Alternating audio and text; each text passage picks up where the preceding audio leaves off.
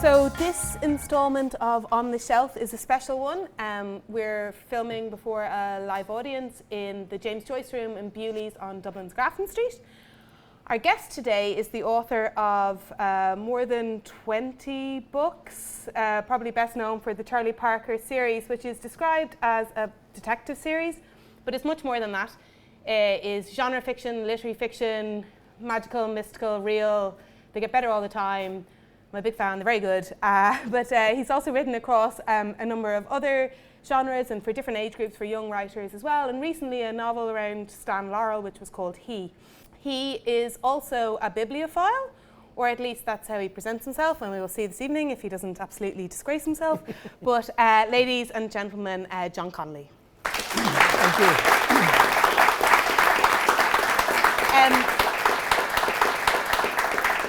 Before I talk about the books, and you already broke the rules by bringing 2 books too many, but anyway, because we're in the Joyce Room, an easy question: what are your feelings on Joyce? I did that speed reading thing of Ulysses when I was in college, where they give you like a Shakespeare play and the entire poems of James Herbert and Ulysses to read in a week. But I went back to it last year and I read it properly. All right. And enjoyed huge parts of it. There were parts of it that went over my head. But it was an easier read than I thought. But I remember being taught by David Norris in Trinity, and he was trying to get us through Finnegan's Wake, which I think will always pass me by. But he made the point that actually a lot of it is phonetic. So that when he read it aloud, a lot of it made much more sense than when you're reading it quietly in your room. So I had that in mind when I was reading it. But if I had to go back to one, it would probably be Dubliners or Portrait of the Artist. I reread Dubliners at Christmas recently, and that's still wonderful. He's one of those writers, I think, who has a reputation for being much harder than he is, because actually there's a great deal of pleasure in reading Joyce. Are you a rereader? Do you go back to books? I haven't reread very many books, and I can name most of the ones I've reread off the top of my head. Wuthering Heights, which is one of my favourite books. I've read over and over again The Last of the Mohicans, The Three Musketeers. What I think is interesting is that books are not fixed objects that we change. You can be recommended a book in your 20s that will mean nothing to you. And when you come back to it in your 30s with a different set of life experiences, suddenly the book will resonate. And so the book is never the same when you read it twice. You know, you come back to it and you're a different person, and the book accommodates those changes. And so I've had that experience of reading a book and thinking, I missed this the first time around entirely. And so there is a pleasure in rereading, and yet at the same time, I'm now 51 and realise I'm probably not immortal after all, and I may die someday. And I'm surrounded, like a lot of people who love books. I think if I were to stop buying books tomorrow, I would still have enough books in the house to keep me going until I died. And so I'm very conscious of wanting to fill in those gaps in my reading. What I find I'm not doing as much perhaps is reading new books. Okay. I've realised that I have all of these gaps in my knowledge, and I've gone back to the classics, and I've gone back to books that I felt I should have read when I was younger, because I want to fill in those connections. I want to join those dots. And can we start with something maybe that you have returned? Is there a book here you have returned to on occasion? We can talk about Ross Macdonald if you like. Yeah, okay. Macdonald is one of those writers I've read and reread. Macdonald, for those of you who don't know, was a later contemporary of Raymond Chandler. There are kind of 4 great Californian crime writers, and we can disagree about it, but you'll be wrong. And there are James M. Cain, Raymond Chandler, Dashiell Hammett, and Ross Macdonald. And Macdonald, interestingly, is the only one of them who was born in California. And he leads a kind of very peripatetic existence and poverty-stricken existence. His family moves to Canada when he's young. He eventually comes back to California, marries a very good writer herself, a writer named, she published under the name Margaret Miller, a really fantastic noir novelist. And Macdonald thought he was going to be a great literary writer. He had written his thesis on The Rime of the Ancient Mariner by Coleridge, and he thought he was going to write great novels about families. His books are quite Freudian, and he had like I said, his father was absent, he was raised largely by women. And so for him initially, mystery fiction was a way of paying the bills. And he thought, I will write these books until I can accumulate enough money and enough reputation to write my great literary novel. And kind of about the point he writes a book called The Galton Case, he realizes that these are his great novels of family, that they will be a series of episodes in a great examination. And, you know, we've had, there's been some coverage in the papers about certain writers' comments on genre. You know, Macdonald realized that actually the genre isn't the problem, the writer will be the problem. And you can use genre for anything. And so he was one of the, I wouldn't be writing had I not read Macdonald, had I not encountered Macdonald in college for the first time. He is an extraordinarily compassionate writer. He's the first great poet of empathy in the genre. The idea that, as Chandler says at one point, you know, well, what Macdonald says about it is that the problem is to love people and to serve them with not wanting anything from them. And he's almost like a Christ figure. His character Archer is, we learn nothing at all about him other than that he's divorced. We never even find out the colour of his hair. And yet by the end he has taken on kind of all the sins and pain of the world. But did you, when you started writing, and you were writing, the books, the Charlie Parker series has evolved, but they were more traditionally detective novels at the beginning, I would say. Were you thinking, oh, I'm writing genre fiction, one day I'm going to write literary fiction, that this is less and I'm aiming for the higher ground, or? No, that was never an issue with me. For me, genre is just a tool. Yeah. It's another tool in the writer's toolbox. And all fiction has genre embedded in it. If you don't understand genre, you don't really understand fiction. And that separation that we have between literary fiction and genre fiction is actually a very recent thing. It's really a product of the 20th century. You know, it's very hard to think of a great American novel that doesn't have a crime in it. Yeah. You know, because in fact it's a country built on crime. It's a country built on violence and theft and attempt to genocide. And this has crept into not just the land, but the literature. It's why so much American literature tends to revolve around crime. And so for me, Macdonald he's the great exemplar of that, I suppose. And so much of his books are tied up with the American landscape because he understands that there is blood in the soil.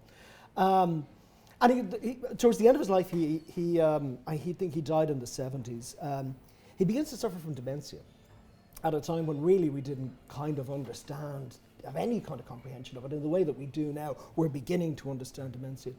And obviously he found himself unable to write because you simply can't. You're not able to hold it. And one day, I find an incredibly moving story, his wife, Margaret Miller, heard his typewriter going. And he hadn't typed in years. And she thought, my God, what has happened here? And she went in and he was sitting at the typewriter that he used at his desk and he was typing the word broken over and over and over again. It's the last thing he ever types. It's almost like he understood what had happened to him. But like I said, that notion of landscape, what I like about this book actually is that it's signed to Hedy Lamarr, the actress. The copy you have, or the this one here, Macdonald had signed it to her. You know, who was herself quite an extraordinary woman who was underestimated because she was a woman, and yet, don't know if you know, you wouldn't be using your mobile phones now if it wasn't for Hedy Lamarr. You know, she was the one who figured out, and even I can't explain the technicalities of it, but she was involved in, I think, researching radar and things for the US government during the Second World War. She was an extraordinary woman, and so he signed this book to her. You know. It's called The Goodbye Look, and he signed it to her as his favourite hello look, which I think he was a bit of a flirt, I imagine, old Ross Macdonald. Okay, tell me about this, which I'm interested in, EE Cummings. EE Cummings, Viva. I came out of the Irish school system in the 80s with any love that I had for poetry knocked out of me by the Christian Brothers. That thing of having to learn poetry by rote and the theme and the subject and the tone of the poem. And I went to see Woody Allen's Hannah and Her Sisters. I like that Woody Allen often uses intertitles in his films. And one came up which was Nobody, Not Even the Rain, Has Such Small Hands. And it says E.E. Cummings. And I'd never encountered a line of poetry like it. I couldn't have explained what it meant, but I understood or sensed what it meant at some level. And I thought I really have to find the parent poem. But this is pre-internet days.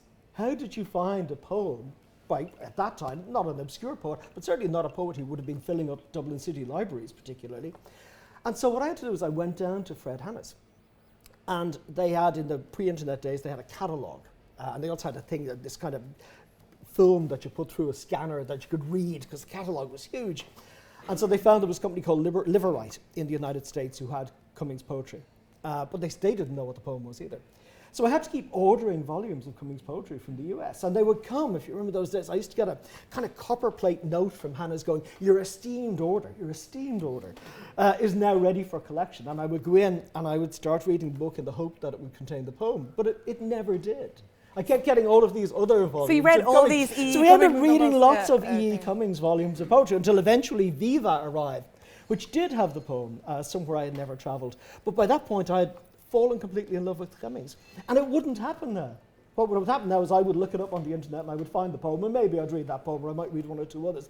But that process of almost forced discovery would not have happened for me. And also how long it takes. It's not instant. No, it isn't. And you have that time. You go back over it and you reread again, and the book becomes a valued object because, you know, in the 80s, I remember my first check from Dublin Corporation was £100, and I spent most of it on 5 books or 6 books in what used to be the old Penguin bookstore on Suffolk Street. Books where you thought hard about the books you were going to buy if you were going to buy a new book. And I'm not far removed from a generation that didn't really own hardback books. You know, you might buy them secondhand, but nobody I knew was buying new hardback books. They were expensive propositions. You know, you got them from the library, and maybe 2 years later, the book would appear in paperback. So it was a big investment for me in Cummings. Is this the original? Is this the one? This is the original battered copy of that volume, and you can see it's stained and it's been on my shelf for a very, very long time. And there's the poem.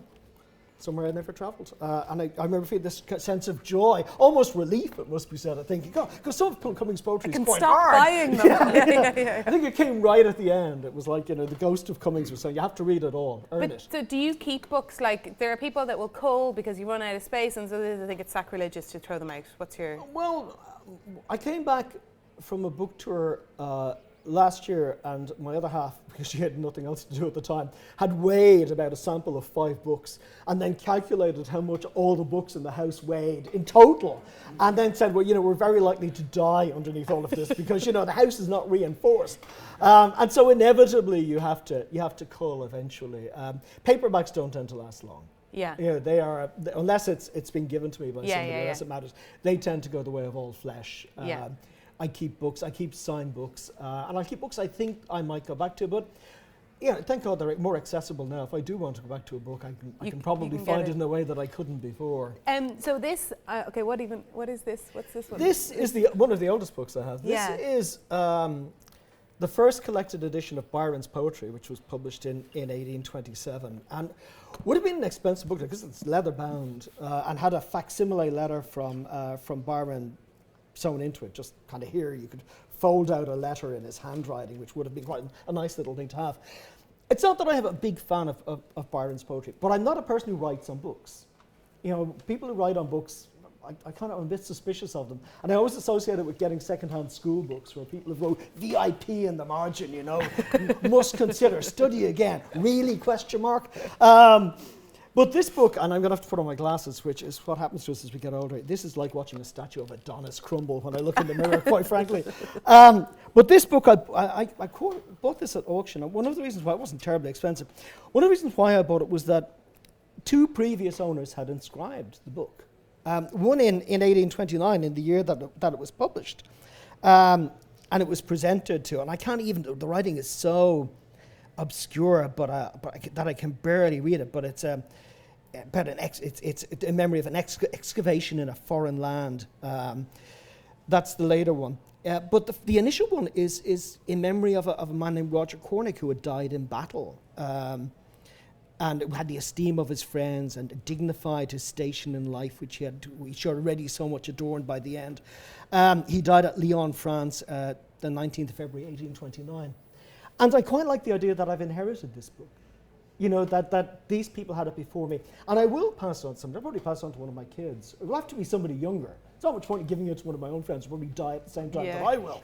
But what matters to me about this as well is that about a decade or so ago, some of us were really worried about the future of bookstores and physical books. There was a very aggressive surge, in part led by Amazon, to encourage people to read e-books. And a number of American writers essentially became shills for Amazon. They gave up their publishing contracts. They signed exclusive contracts with Amazon. And it was in their interest to kind of see bookstores close, because Amazon books are not stocked in bookstores. Even when they publish their own paperback and hardback editions, booksellers won't sell them because Amazon is so aggressively really trying to undermine the book trade. And I remember being shown, the first e-reader I was ever shown was by a crime writer named, lovely woman named Ruth Dudley Edwards, and she had the early Kindle, which looked like a Fisher-Price toy. You know, it was plastic with buttons on it, and it looked like she should play a tune and show a picture of a unicorn. And she waved it at me, and she said, this, she said, is the future of reading. She said, if I go to the post office, I can have 200 books on this reader. And I remember thinking, how long is the queue in your post office? Because I'm not sure your postal needs are being met, quite frankly. But you can't, those of us who love books like being surrounded by them. You can't really surround yourself with an e-reader. If someone says, do you want to see my library, and hand you a Kindle, you'll put it down and leave their house. You know, that's not a library. And we hold on to books that matter to us, and I want to come back to that at the end. And so actually what has happened is that bookstores were always kept going by a very small number of people who cared a great deal about books and who bought large quantities of books. They're not kept going by the person who buys 2 books on their way to Playa del Inglés on their holidays. And those of us who love books are the ones who keep books and want to be surrounded by them. And we use them as markers in our lives, and we hold on to books that matter to us. And that's why I think the trade has enjoyed kind of resurgence, particularly the independent booksellers, because they satisfy that need that most of us have, that need to be surrounded by books, that need to replenish our collections, to find something new, to find the next book that we're going to love, and to hold on to the ones that matter to us. But are there books then, and I don't know if any of these, or they might not be here, but that you associate with very specific times in your life? Well, the book next to you, I do, and it's odd. I brought when you were complaining about I brought books that mattered to me, and then I brought one book that didn't matter to me. And it's odd. This is a copy of The Sports Writer by Richard Ford. It's a signed hardback first edition. It's a nice thing to have. It's pretty ungrateful to be. Doesn't it doesn't matter to me. It really does. And yet, there is another copy of this book at home, which is a paperback copy of it, a very battered paperback copy of it, that I was reading during what was probably the worst summer of my life, which is the summer of 1989. I was involved with a woman who was slightly older than I was, who had a child, who was trying to disentangle herself from a relationship. I went to London to work, ended up living in squalor, absolute squalor in Tooting in London, one of those areas that people keep telling you, oh, Tooting's coming up. I think it was coming up 30 years ago. You know, how far down was it? And it was just awful living with these appalling individuals who they robbed the watch she had given me for my 21st. When she had to send me 2 Dear John letters breaking up because they'd stolen the first one of those as well. We ended up being evicted by our Irish landlord and watching somebody's possessions being burnt in the front garden as punishment. And I went home because she had sent me this letter, and I pleaded my case, and like a lot of women, she had a little shard of ice buried in her heart that I couldn't quite thaw how to alienate half of your audience with one fell swoop. And the only job I could get, which was Ireland in the late 90s, was as a bartender at the Lisdoonvarna Matchmaking Festival, which was not going to make me feel any better about the world. And to top that, I was sharing a house with a trumpet band, the Ollie Maloney trumpet band. Lovely musicians, but I didn't really want to share a whole house with them. And at one point, one of the other guys living in the house opened fire on the bass player with an air rifle as he was going to breakfast, because he'd been driven so mad by the same set every night. And it was like being in Dealey Plaza when someone tried to shoot Kennedy. And we had to have a staff meeting about why it was wrong to shoot at the band. But the book that I had with me was The Sports Writer. But I grabbed a couple of books to bring with me because I didn't know how long I was going to be there. And at the end of The Sports Writer, Frank Bascom tries to come to some conclusion about what's happened to her because his relationship is broken up. He's involved with a younger woman. And he says, you can love someone with all your heart and all your soul and never be with that one person. And it wasn't consoling so much, but it was one of those lovely experiences that we have as readers of fiction, where you will read something and it will be so totally apt for your circumstances at the time. And you will think, I thought it was just me, but I could never have phrased it in precisely that way. Yeah. And it's like the writer reaches from the page and touches your hand, and it can cross time, genders, cultures, and you get that sense of commonality that we go through all of these experiences together.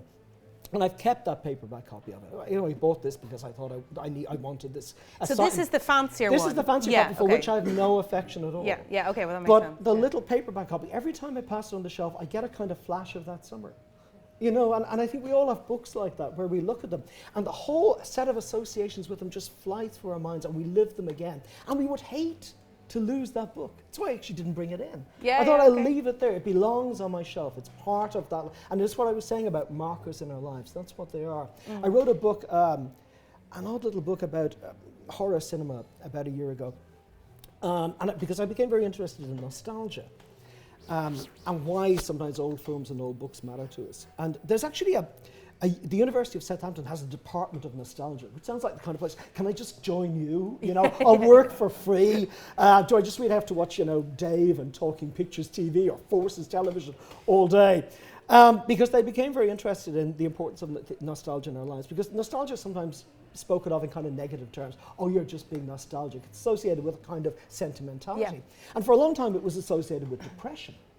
Nostalgia was the name given to a feeling that Swiss mercenaries used to have at being far away from home.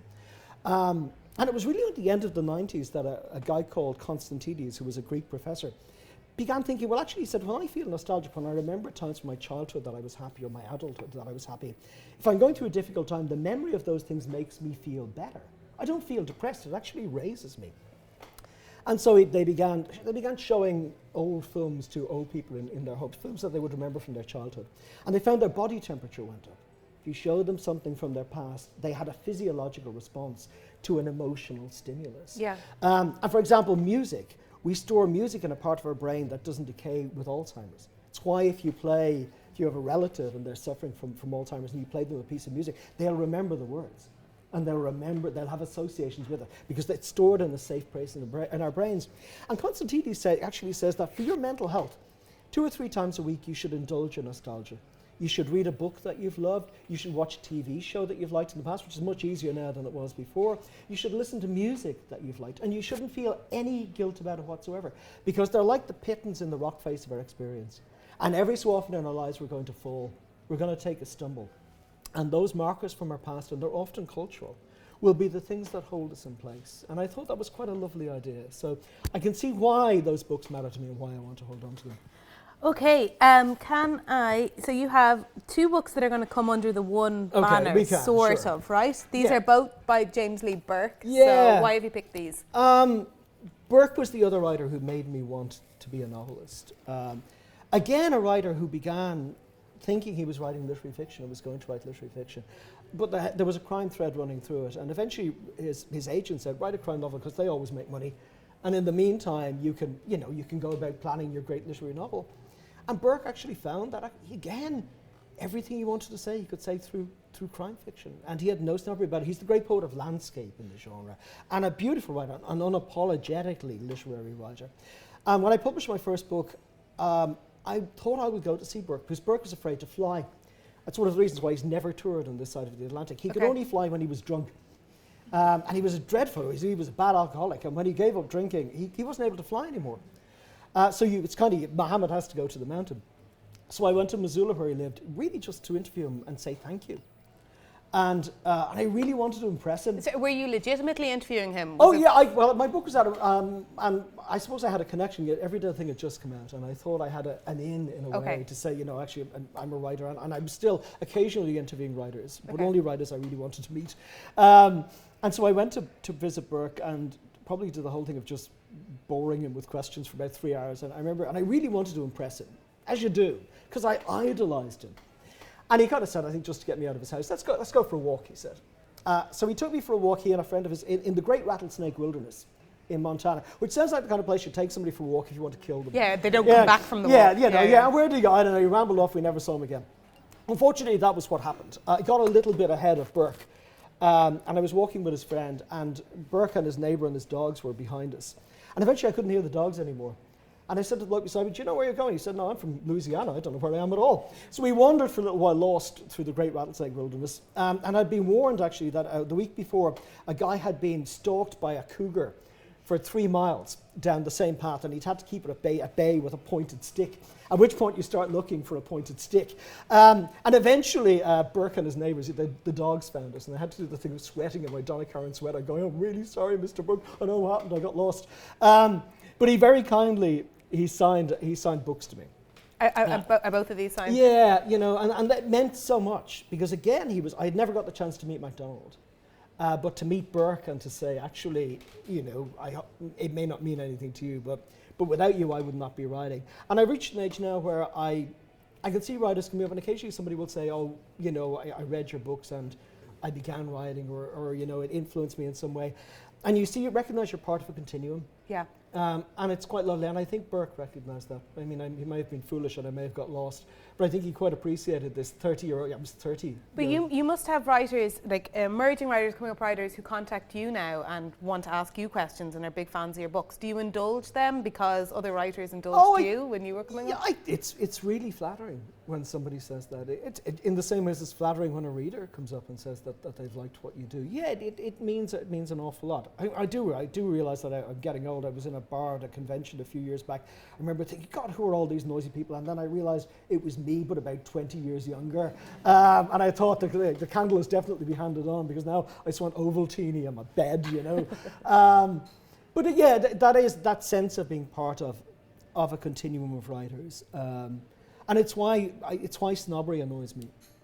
It's why it's very easy because being a writer is a curious mix of, and you know this because you've written as well, of ego and crushing lack of self-confidence. You doubt everything that you put before people, and yet at the same time you expect them to pay money for it. Yeah. But a writer's feelings and confidence can be damaged really, really easily. It's a really simple thing to do, and you can do it with the most casual or offhand of comments. And so I think you really have to be very careful, especially with younger writers, of just allowing them the space to be the writers that they want to be, and not indulging in snobbery. Is that still true when you get to your stage that you've written so many books, you've been through it? I mean, do you like reviews or criticisms? Can you take them much easier than you could have when you were younger? By now I don't read. Yeah, the writers say that they don't read reviews. When I was younger, I read everything that was written about me. Yeah. And if somebody said something bad about me, I would believe it. And if someone said something good, I would think, well, are they just being nice, or do they know my mum, or something like that? And again, when I met Burke, he gave me one of the best pieces of advice. He said, you've got to learn to ignore both the catcalls and the applause. And it took me about 18 years to do that, when I realised actually it doesn't matter. And I'm fortunate that by now the people who like my books will buy them regardless of what's being said about. They're on for the trip. Okay, very last book. Tell me what it is and why you've picked it. This is Mark Kozelek's collected lyrics, and I listened to Mark when I was in my 20s and 30s. He was a singer with a group called Red House Painters, who came out of California. Okay, I don't know who they are. So sorry. You young people. Sorry, but were they big? They were on 4AD, so they were with the Cocteau Twins, and they were quite an arty American guitar band, I suppose. And one of those when you carried vinyl records around, you wouldn't be ashamed to be seen carrying a Red House Painters disc around. You always had a kind of nice Vaughan Oliver cover on it. But I loved them. They just came along at the right time for me, because he's quite an adult lyricist, I suppose. And when I began, music's very important to me, and when I often reference music in the books in the same way, I guess, that Woody Allen used intertitles, for the same reason, because there were resonances.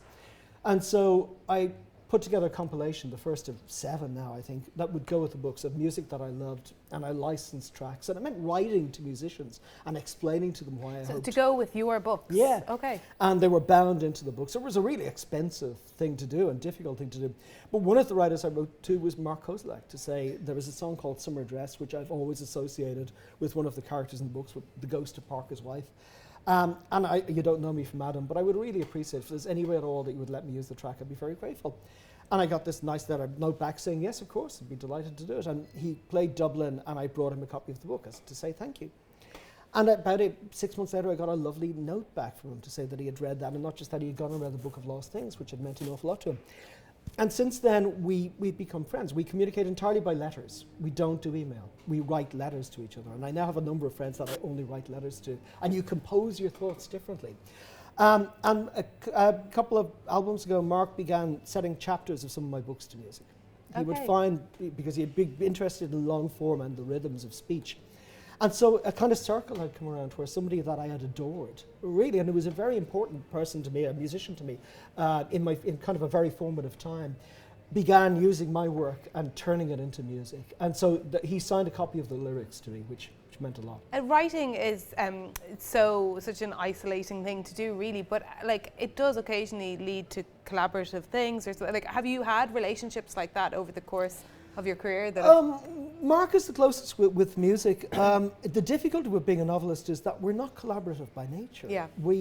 People become writers because they don't play well with other children, and eventually the mother says, "Just go in the attic by yourself," because you're damaging a reputation with the neighbours. And so, when you're a writer, you rule your own universe. You decide everything that's in the book. You create this fold, and then eventually you hand it to an editor, and they can have some input. But largely, you're the ruler of your benign despot in your own universe. But music and film are very collaborative efforts because they require a skill set that you may not have. And it's why a lot of writers get stung when they collaborate, particularly if they collaborate in film. They will, because it's merciless. I have interviewed so many authors that are totally bitter after their book was turned into a film. And they took the check. Yeah. The late Tom Clancy used to say, and it's horrible. He said, if you sell your daughter to a whorehouse, don't be surprised if she becomes a whore. Yeah, he should have been writing Hallmark greeting cards. Old Tom, thanks for that. Very poetic. I think Harlan Coben said it slightly better. He said that film producers and writers should meet in the dark on either side of a fence in the middle of the night, and the writer should throw the book over, and they should throw over a huge case of money, and then you walk away and never see each other again. So if you take the check, you keep your mouth shut. I think it's and you view it as I remember going to see The Name of the Rose, Jean-Jacques Hano's film, with Umberto Eco's novel, and he doesn't say it's a film of Umberto Eco's novel. He says it's a palimpsest of Umberto Eco's novel, and a palimpsest was that it was a piece of often papyrus or so that you overwrote on, that you could turn it slightly, and you, almost if you wrote on the diagonal, you could have two differing messages or texts on the same piece. Okay. And so I like that idea of overwriting, of essentially creating a slightly different version of something that was there before. But yeah, by and large, writers shouldn't even talk, particularly poets. They shouldn't be allowed to talk to anybody, quite frankly, They're a rough bunch. But by and large, writers were solitary by nature, so it's better to stay in your own world, I think. Okay. All right. Okay, that's great. And thank you very much, My pleasure. John. Thank you for asking And thank me. you, everyone, for coming. And that's it. So, yeah, thanks. Cheers. Thank you.